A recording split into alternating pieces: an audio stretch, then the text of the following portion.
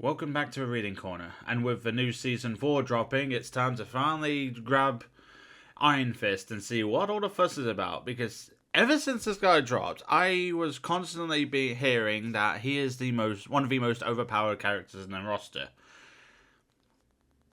I can confirm that is 100% true.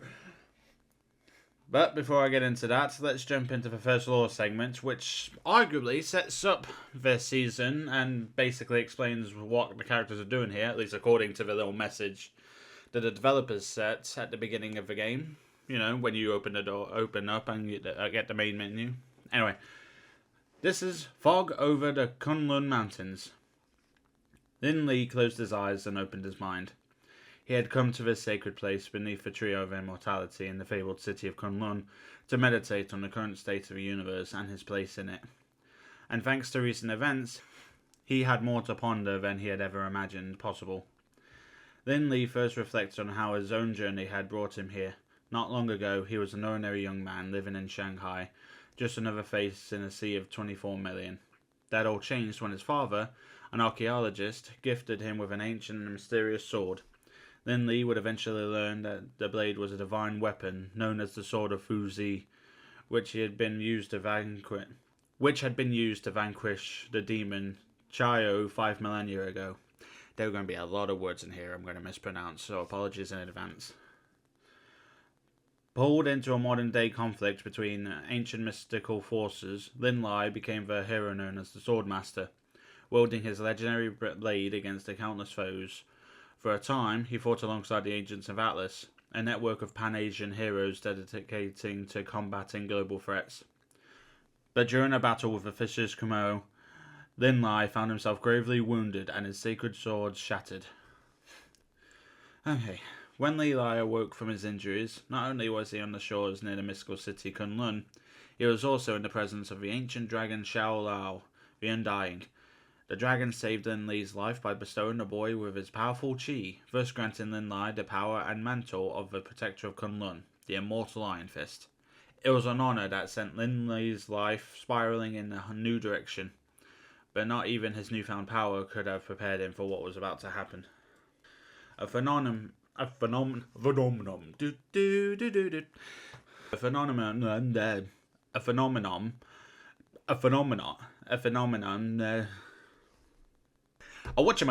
known as the time stream entanglement was unleashed upon the multiverse by a pair of mad tyrants, causing entire dimensions to collide and collapse into each other. Though Kunlun's unique place just outside of reality had long kept it safe from such crises, this time the fabled city would not escape the cosmic conflict unscathed. As the time stream entanglement ripped through the pocket dimension in which Kunlun existed, the city merged with the other 6 capital cities of heaven: Kunzi, Penglai, Tiger Island, Zagambo, the Kingdom of Spiders, and the Undercity. In the past, these mystical realms had only existed in the same space every 88 years, converging for a great tournament between their champions, the immortal weapons, but now they had been joined together far sooner than anyone could have anticipated. To make matters worse, all of the other immortal weapons, from Crane Mother to Fat Cobra, had vanished from this newly amalgamated heart of heaven. Lin Li was the only one of their number who remained, and he wondered why. Was it because he had not earned the power of the Iron Fist in the same method that his predecessors had, by plunging their fists into the heart of Xiao Lao? Was his legitimacy as the Iron Fist, and as an immortal weapon, in question? Or had the broken shards of his Sword of Vusi, which were now embedded within Lin Li's hands, somehow protected him from the fate that had befallen his fellow warriors? Lin Li didn't know, and meditating on the subject wasn't providing him with the answers he had come to seek. Fortunately, a much-needed distraction had arrived. Lin Li opened his eyes to find a green mist floating around the Tree of Immortality. Although Kunlun was still as silent as death itself, its protector knew he was no longer alone. A thief, Lin Li whispered, a smile coming to his lips. Perhaps a little action would put his troubled mind at ease. But how does one fight a mist? Lin Li readied himself for battle, focusing the entirety of his chi into his hand. Without warning, he felt someone strike him, first in the stomach, then in the face. It was almost as if he was being attacked by a ghost. A very strong ghost, for that matter. As the mist blurred his vision, Lin Lai swung his glowing fist blindly, delivering a mighty blow that split the fog in half. But even an iron fist can't do much damage to an intangible foe. The mist came back together again, swirling around the tree of immortality once more before vanishing altogether. Along with it, a single piece of enchanted fruit had vanished as well. Where? Linley gasped, surveying the area for any signs of his mysterious opponent. He caught a glimpse of the green fog rematerializing atop the wall surrounding the courtyard. The mist coalesced into a distinctly human form. Lin Lai couldn't identify the thief from a distance, but that didn't stop him from giving chase. Lin Lai let out a cry of intense pain as he leapt into the air and pulled back his fists. Long shards of mystical metal, the remnants of a sword of Fuxi, extended from the backs of his hands. He plunged them into the stone and used the blades to scale the wall with ease. By the time he reached the top, the thief was already on the run, racing over the rooftops of Kunlun as he effortlessly changed between the solid and misty forms. Lin Lai did not have the same luxury and found himself having to make extraordinary leaps between buildings in order to stay on the thief's trail. Every time Lin Lai managed to get closer, the thief turned in a new direction, as if he knew every corner of Kunlun and the other capital cities by heart. Who are you? Lin Lai wondered, picking up his pace. Soon the thief diverted his path from the rooftops down to the lowest levels of the city. There he reached the secret gateway that Lin Lai had never seen before. Stop! Lin Lai yelled before the thief could cross through. The thief glanced back for a second, and Lin Lai finally recognized who he was. The Prince of Orphans, the immortal weapon from Zagambo. But what was he doing here, and why was he stealing the enchanted fruit? And where in the heavens was he leading Lin Lai? As the Prince of Orphans vanished through the gate, Lin Lai noticed some symbols newly etched in the stone archway above it. Anhei Zidi, the land of shadows. When Lin Lai crossed through the gateway, he found himself in an unfamiliar realm. Certainly, this wasn't part of any of the 7 capital cities he had visited before. He was in what seemed to be a thriving underworld full of criminals and yogai, ancient demons, but there were also normal people walking the shadowy streets as well, going about their lives. Lin Lai wished he had the time to explore this strange place to find more answers, but he knew he couldn't afford to lose track of the Prince of Orphans. Hopefully his fellow immortal weapon could shed some light on this dark place. The green mist entered through the window of a small dwelling at the back of an alley. Lin Lai did not hesitate to follow it inside. Upon entry, he was immediately attacked by the Prince of Orphans, who delivered his signature move, the Jaw Snapper in Twilight. Lin Lai was instantly laid low by the brutal strike. I expected better from an iron fist, the Prince of Orphans said, extending a hand to help Lin Lai up off the ground. Lin Lai rubbed his aching jaw. Yeah, well, he replied, I'm no Danny Rand, as everyone keeps reminding me. I do not expect you to be, the Prince of Orphans said. There were 67 iron fists before you, and there will be plenty more after. Do not try to be them. Strive to be the best you. The Prince of Orphans pulled the enchanted fruit he had stolen from his satchel. Its glistening golden skin had turned a deep, withering brown. Fun fact, Lin Lai said. As soon as the fruit is plucked from a tree of immortality, it begins to die. I know, the Prince of Orphans said, dismayed. I had just hoped I would get back here fast enough. Why do you even need it? Lin Lai asked. You seem to be in pretty good shape for a guy your age, or any age. It is not for me, the Prince of Orphans replied, walking over to a basket in the corner of the room and pulling back a blanket. It is for her. Lin Lai gazed into the basket to see an infant girl with pale skin, blue eyes, and strawberry blonde hair. She strained as she reached towards Lin Lai, who instinctively backed away, knowing nothing about handling children. You have a kid? He asked. The girl is not mine, Prince of Orphans replied. Or at least she wasn't. I found her during a war, alone and abandoned. Well, I guess you lived up to your name, Lin Lai joked. Then his face turned serious.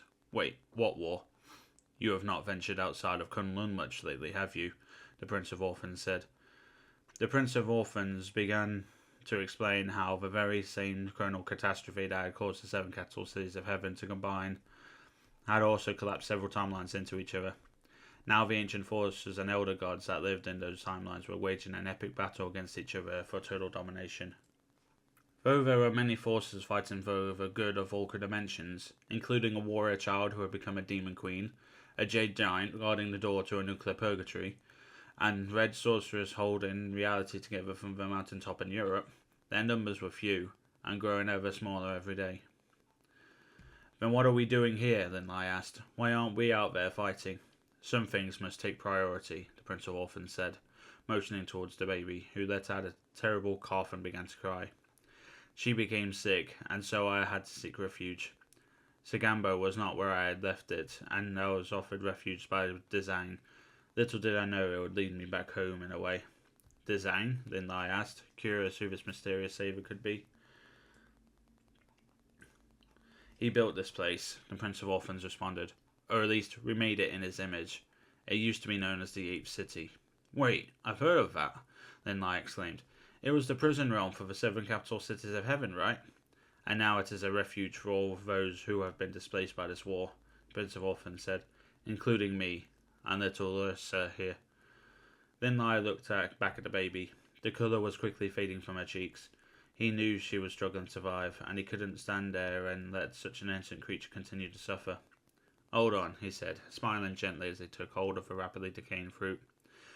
A little of my chi should return this to peak freshness in no time. As Lin Lai's hand began to glow, the fruit's skin turned back to its original golden hue. How can I repay you? Prince of Orphans asked, immediately cutting the fruit with a knife and handing a small piece to his tidy ward to nibble on. I was always told you were one of the best fighters the Immortal Weapons ever had, Lin Lai said. Clearly I could use your help. I mean, I can hold my own, but I've got a long way to go before I reach your skill level. You never trained in the martial arts with Lai Kung? Prince of Orphans asked. The Thunderer is big on tradition, Lin Lai replied. I didn't exactly get my power in the most customary of ways, remember? I suppose I could teach you a thing or two, Prince of Orphans said. Show me your guard stance. Wait, Lin Lai said, surprised. Right now? If you wish me to be your mentor, the Prince of Orphans replied sternly, you work on my schedule. If you truly hope to be one of the great Iron Fists, we need to start with a close combat. Wing Chun. Then we can move into some weapon techniques. Perhaps the Bart Charm Dio. The 8-cutting blaze? Lin Lai said excitedly. I like the sound of that. Before he could enjoy the moment too much, however, Lin Lai's impromptu training session was interrupted by a pounding on the dwelling's door. I do not, the Prince of Orphans said as he walked over to a small window and peered outside to see several armed Kunlun guards waiting in the alley. Friends are yours? The Prince of Orphans asked Lin Lai. I forgot to tell you, Lin Lai responded, nervously rubbing the back of his neck. Stealing fruit from a tree of immortality is punishable by death. I find the irony amusing, Prince of Orphan replied. Those guys probably followed us to make sure I finished the job, Lin Lai continued. And are you going to? The Prince of Orphans asked, curiously raising an eyebrow. Lin Li smiled at his new mentor. No, he responded. I'm going to convince them that some laws are meant to be broken. With your fists? The Prince of Orphans asked. With my words, Lin Li replied. Sometimes the biggest victories come from the battles we choose not to fight. The Prince of Orphans was impressed by the young Iron Fist's wisdom, but as he followed Lin Li through the door to his home and out in the alleyway, Kunlun's guards instantly raised their weapons, ready to strike. I do not think they are interested in talking, the Prince of Orphans said, readying himself for the fight to come. And so, Lin Li, your first lesson begins.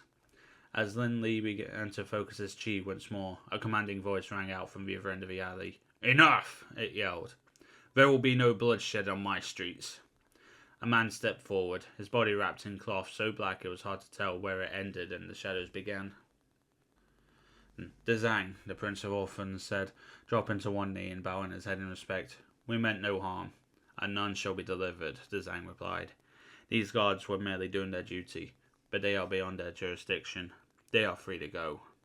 How about me? Lin Li asked the guard. Lin Li asked as the guards returned and fled back to Kunlun. You may stay, Zhang replied, at your own risk. There are those here who wish to see the Iron Fist defeated, some of whom are bold enough to try and claim your power for themselves. Bring 'em on, Lin Li said confidently. Just as Kunlun is yours to protect, Zhang continued, this city is mine. Should you disrupt this delicate balance I have created here, you will answer to me. With that, Zhang effortlessly leapt between the walls of the alleyway, back and forth as he ascended the rooftop above. As he reached the top, he paused a moment and silently peered down on Lin Lai. The full moon shone behind him, framing Zhang's silhouette in a way that sent chills down Li's spine. So, the Prince of Orphans said as Zhang disappeared into the shadows. Where were we?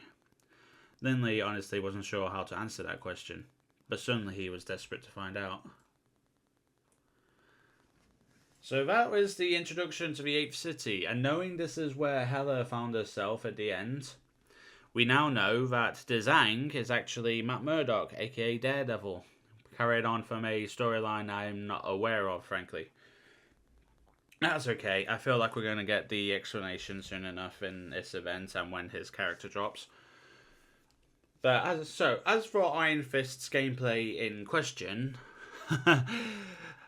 he is a very melee-focused duelist and a heavy damage dealer if used correctly. My first round, I literally learned, I got a 10 kill streak my first trial with him, and I learned very quickly, this is why people enjoy this character. Takes a bit of getting. It's like he is a good character to get in, dash in, dash out, and deal as much damage as possible to a single target. But when a group gangs up on Iron Fist, he is he gets mowed down like it's made of tissue paper. So yeah, I'm gonna need a bit more practice if I want to become a master of using him. But I see why everybody enjoys playing him so much and why everybody believes he is fucking broken. Anyway, be sure to like and subscribe. Lord Drop 2 should be coming out soon. So, thank you for listening.